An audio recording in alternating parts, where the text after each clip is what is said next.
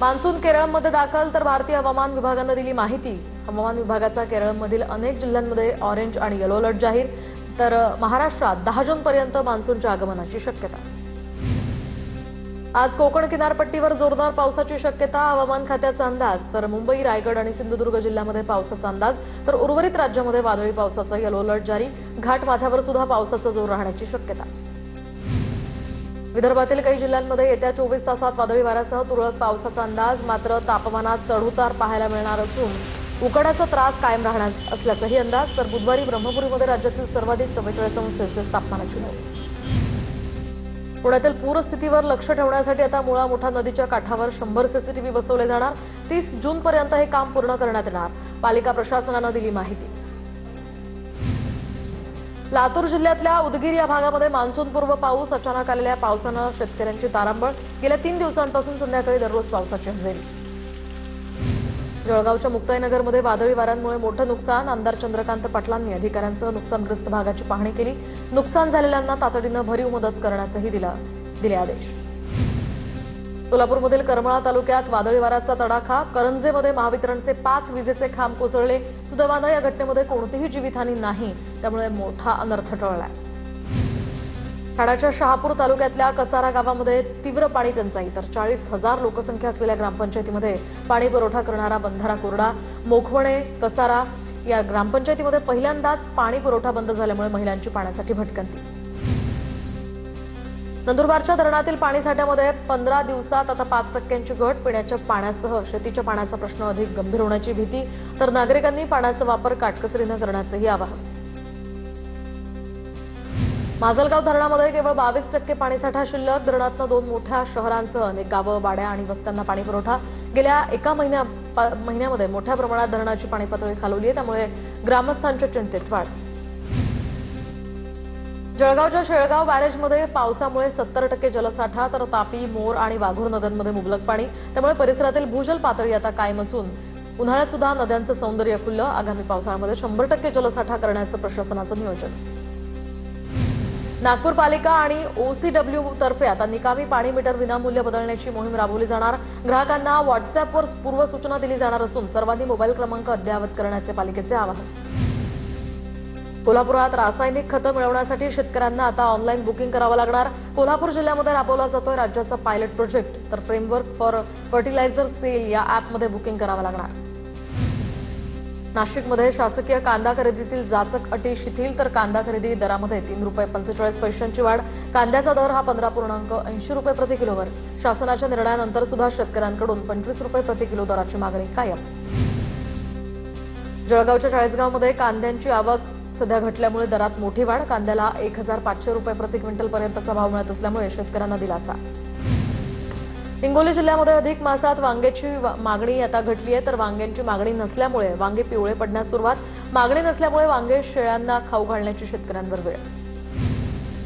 भंडारा जिल्ह्याच्या साकोली तालुक्यातल्या कंबुलीमध्ये या ठिकाणी शासकीय मका खरेदी केंद्रावर प्रशासनाचा ढिसाळ कारभार समोर। गेल्या 9 दिवसांपासून शेतकरी वाहनांसह खरेदी केंद्राबाहेर रांगेत। खासदार प्रशांत पडोळेंनी प्रत्यक्ष घटनास्थळी पाहणी केल्यानंतर ते चांगलेच संतापले होते। नागपूर बाजार समितीच्या संत्रा प्रक्रिया प्रकल्पाला मंजुरी, 4 कोटींच्या प्राथमिक संत्रा प्रक्रिया प्रकल्पाला राज्य शासनाची मान्यता। अटी आणि शर्तींच्या अधीन प्रकल्पास ही मंजुरी। अमरावती कृषी उत्पन्न बाजार समितीमध्ये तुरीचे भाव घसरले, तर तुरीच्या दरात 800 ते 1000 रुपयांची घसरण। पेरणीच्या तोंडावर आता तुरीच्या दरात घसरण झाल्यामुळे शेतकरी संकटात। वाशिम जिल्ह्याला खरीपासाठी 1470 कोटींच्या पीक कर्ज वितरणाचं उद्दिष्ट, मात्र कर्जमाफी योजनेनंतर अनेक शेतकऱ्यांचा सिबिल स्कोअर कमी असण्याची शक्यता। पीक कर्ज मंजुरीसाठी सिबिल स्कोअरची अट न लावण्याचे सरकारचे बँकांना निर्देश।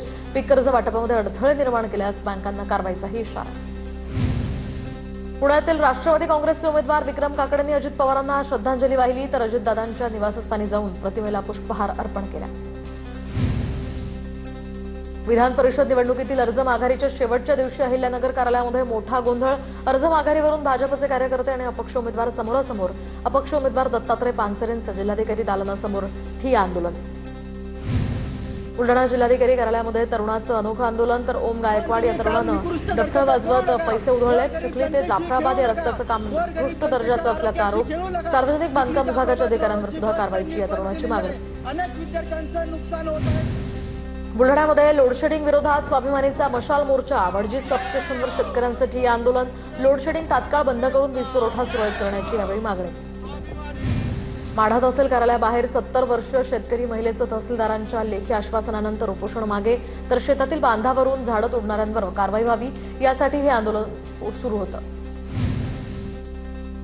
अहिल्यानगरच्या पारनेरमध्ये कर्जमाफीच्या जाचकटींविरोधात भूमिपुत्र शेतकरी संघटना आक्रमक. देसवडे या गावामध्ये शेकडो शेतकऱ्यांकडून कर्जमाफीच्या आदेशाची होळी, शासन निर्णय रद्द करत सरसकट कर्जमाफी करण्याची सुद्धा मागणी. वसई विरार पालिका मुख्यालयासमोर श्रमजीवी कामगार संघटनेचं ठिय्या आंदोलन, महापालिकेच्या विविध भागांमधील प्रलंबित मागण्यांसाठी संघटना आक्रमक, तर रजेचे थकीत पैसे, ग्रॅज्युएटी, ESIC या सुविधा अशा मागण्यांसाठी हे आंदोलन करण्यात येतं.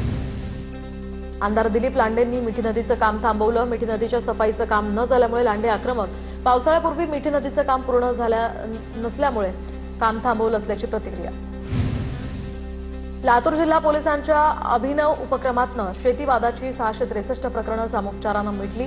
दरम्यान पोलिसांनी स्वतः बांधावर जाऊन शेतीसंदर्भातील अनेक वाद मिटवले. धाराशिवच्या तुळजापूर तालुक्यातल्या सावर गावात स्मशानभूमीच्या रस्त्याच्या वादातनं तणाव, तर घरात घुसून स्वच्छतागृह पाडल्याचाही आरोप. साठवून ठेवलेल्या ज्वारी गहू धान्याचं नुकसान करत घरात घुसून तोडफोड आणि दहशत निर्माण केल्याचाही आरोप. कोल्हापूरच्या चंदगडमधील कोवाड ग्रामपंचायतीच्या भ्रष्ट कारभारास सरपंच बॉडी जबाबदार. ग्रामसेवकाची ग्रामसभेत कबुली, तर नागरिकांचा संताप पाहून सरपंचानं काढला पळ. ग्रामसभेत सरपंचांसह सदस्यांवर गुन्हे दाखल करण्याची या ग्रामस्थांची मागणी. पुणे बंगळुरू महामार्गावरील कराडजवळ सर्वात मोठ्या उड्डाणपुलाचं काम आता अंतिम टप्प्यात, तर या 3.5 किलोमीटरच्या उड्डाणपुलाचं लवकरच उद्घाटन होणार. यंदाच्या पावसाळ्यापूर्वी पूल वाहतुकीसाठी खुला करण्याचेही प्रशासनाचे उद्दिष्ट. अकोला नांदेड या महामार्गावरील पुलाच्या संथ बांधकामामुळे शहरातील मुख्य नाला ठिकठिकाणी तुंबलाय. मान्सूनपूर्व पावसामुळे नाले भरले असून आता परिसरातील रुग्णालयं आणि वस्त्यांमध्ये पाणी घुसण्याची भीती. काम तातडीनं पूर्ण करण्याची नागरिकांची मागणी. पुण्याच्या भोर तालुक्यातल्या हातवे तांभाड या मार्गावरील रस्त्याच्या दुरुस्तीच्या प्रश्नावर ग्रामस्थांचा आक्षेप. दरम्यान रस्त्यावरील खड्डे डांबराऐवजी मुरुम टाकून भरले जात असल्याचाही नागरिकांचा आरोप, तर संबंधित अधिकाऱ्यांनी याकडे लक्ष देण्याचीही मागणी. पुण्यातील नसरापूर वेल्हेच्या मुख्य रस्त्यावर रस्ता खचल्यामुळे जीवघेणा खड्डा, तर बांधकाम विभाग दुर्लक्ष करत असल्याचाही आरोप. नागरिकांमध्ये संताप. तात्काळ या रस्त्याची दुरुस्ती करण्याची मागणी. पुणे जिल्ह्यातील ग्रामीण भागामध्ये जनगणनेच्या कामाला वेग, तर जनगणनेच्या कामासाठी नियुक्त शिक्षक भर उन्हामध्ये घरोघरी जात असल्याची माहिती. दरम्यान ही माहिती संकलित करण्याच्या कामात शिक्षकही असतात. जळगावात मतदार यादी तसंच निवडणुकीच्या कामामध्ये कुचराई करणाऱ्या 13 शासकीय कर्मचाऱ्यांविरोधात गुन्हा. निवडणूक विभागाच्या नायब तहसीलदारांच्या फिर्यादीवरून हा गुन्हा दाखल. तर सोलापूरच्या माढ्यामध्ये तुकाराम मुंढेंच्या सन्मानार्थ शेतकऱ्यांकडून दुग्धाभिषेक. तुकाराम मुंढेंना FDAसह साखर आयुक्त पदाचा पदभार देण्याचीही शेतकऱ्यांची मागणी. अन्न आणि औषध प्रशासनाच्या आयुक्तपदाचा कारभार हाती घेतल्यानंतर तुकाराम मुंढेंची भेसळखोरांविरोधात धडक कारवाई. अहिल्यानगरमधील दूध उत्पादक शेतकऱ्यांचं तुकाराम मुंढेंच्या कारवाईला समर्थन. परभणीच्या अन्न आणि औषध प्रशासनाकडून विविध ठिकाणी छापे. FDAकडून 2 ठिकाणी छापे टाकत 3,47,000चा टोस्ट आणि तेलाचा साठा जप्त. जप्त केलेल्या पदार्थांचे नमुने प्रयोगशाळेत पाठवल्याचीही माहिती. संभाजीनगरमध्ये डेअरी अँड फूड्सवर FDAची धाड, तर शहरातील गजानन नगरमधील प्रसन्ना डेअरी अँड फूड्सवर भेसळीचा संशय असल्याप्रकरणी 18,150 रुपये किमतीचे गायीचे तूप जप्त, तर तुपाचे नमुने तपासणीसाठी पाठवले.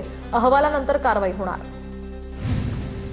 पुण्यासह राज्यभरात अन्न आणि औषध प्रशासनाची आता कारवाई, तर 14 ठिकाणी छापे टाकून 31,73,000 किलो अन्नपदार्थ जप्त. प्रतिबंधित अन्नपदार्थांचा हा साठा जप्त करून संबंधितांवर गुन्हाही दाखल. अन्न आणि औषध प्रशासनाचा इंदापुरातही गुटखा माफियांना दणका. राज हॉटेलवर छापा. प्रतिबंधित गुटखा, पान मसाला आणि तंबाखूचा साठा इथून जप्त. वाहनासह 2,57,254 रुपयांचा मुद्देमाल जप्त. गुटखा माफियांवर चंद्रपूर पोलिसांचा मोठा प्रहार, तर 2 स्वतंत्र गुन्ह्यांमधील आरोपींविरोधात संघटित गुन्हेगारीची कारवाई. आरोपी संघटित पद्धतीनं प्रतिबंधित तंबाखूजन्य पदार्थांची साठवणूक, वाहतूक आणि विक्री करत होते. वर्ध्यामध्ये गावठी मोहाची दारू बनवणाऱ्या आणि विकणाऱ्यांवर कारवाई, तर देवळी पोलिसांकडून 23 गुन्हे दाखल, तर 20,72,000चा मुद्देमालही जप्त. चंद्रपूरच्या भद्रावतीमध्ये MD ड्रग्जची वाहतूक करणाऱ्या नागपूरच्या तस्कराला अटक. आरोपीकडून 168 ग्राम ड्रग्ज कारसह एकूण 14 लाखांचा मुद्देमाल जप्त. पोलिसांच्या स्थानिक गुन्हे शाखेची ही कारवाई. पुण्याच्या फुगेवाडीमध्ये विषारी दारू प्रकरणातील आरोपीचं घर पाडलं, तर मुख्य आरोपी कर्नल विरखा याच्या घरावर प्रशासनाची कारवाई. कारवाईचे ड्रोन कॅमेऱ्याच्या साहाय्यानं चित्रीकरण करण्यात आले. सरपंच संतोष देशमुख हत्या प्रकरणाची आजची सुनावणी पुढे ढकलली तर आता 15 जूनला पुढील सुनावणी होणार। आरोपी विष्णू चाटेचा जामिनासाठी कोर्टात अर्ज। पुढील सुनावणीमध्ये विष्णू चाटेच्या जामिनावर सुनावणी होण्याची शक्यता। दौंडमधील अवैध गर्भलिंग रॅकेट प्रकरणी 2 डॉक्टरांचे परवाने रद्द होणार तर 15 डॉक्टर्स पोलिसांच्या रडारवर। आरोपींनी 2,500हून अधिक गर्भलिंग निदान चाचण्या केल्याची ही माहिती संपघात। अपघातामध्ये 15 ते 18 जण जखमी झाल्याची माहिती। पालघरच्या डहाणू तालुक्यामध्ये भीषण अपघाताची घटना तर महामार्गावर भरधाव ट्रक नियंत्रण तिचं सुटल्यामुळे महामार्गालगत असलेल्या घरात घुसली तर सुदैवानं कोणतीही जीवितहानी यामध्ये नाही पण स्थानिक नागरिकांचा तीव्र संताप। लग्नपत्रिकेवर वधूवराची जन्मतारीख छापणारी करमाळ्यामधील अर्जुननगर ही पहिली ग्रामपंचायत। बालविवाहाला कायमचा चाप बसवण्यासाठी अर्जुननगर ग्रामपंचायतीचं हे ऐतिहासिक पाऊल। छत्रपती शिवाजी महाराजांच्या राज्याभिषेक दिनानिमित्त 6 जून रोजी रायगडावर इचलकरंजीचा मानाचा भगवा ध्वज फडकणार। यंदा सुद्धा मानाचा 85 मीटर उंचीचा हा भगवा ध्वज रायगडकडे रवाना। तब्बल 25 वर्षांपासून ही परंपरा अखंडपणे सुरू आहे। सांगलीच्या खानापुरात अभिनेता जॅकी श्रॉफच्या उपस्थितीमध्ये पार पडला वृक्षारोपण सोहळा। आमदार सुहास बाबर यांच्या माध्यमातून ट्री आर्मी उपक्रम सुरू। विशेष म्हणजे वृक्षारोपण सोहळ्यासाठी जॅकी श्रॉफ बैलगाडीतनं कार्यक्रमाच्या ठिकाणी पोहोचले।